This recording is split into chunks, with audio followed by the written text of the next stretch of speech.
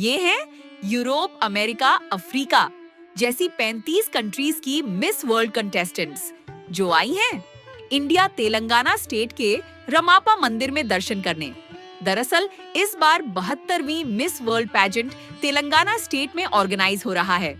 वैसे इससे पहले 2024 में भी होस्टिंग इंडिया ने ही मुंबई में की थी। आपको बताना चाहूंगी कि रामप्पा मंदिर यूनेस्को वर्ल्ड हेरिटेज साइट है और यहाँ साड़ियों में कंटेस्टेंट्स को लाकर इंडियन ट्रेडिशन और कल्चर को प्रमोट किया जा रहा है।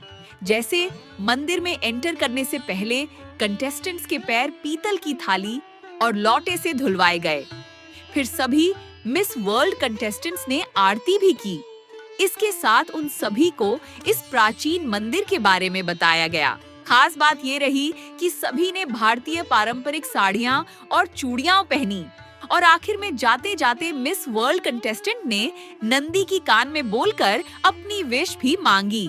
वैसे ये वीडियो आप उनसे शेयर कर सकते हो जिन्हें देखकर आपको लगता है कि मिस वर्ल्ड के लिए ये बेस्ट कंटेस्टेंट बन सकती है।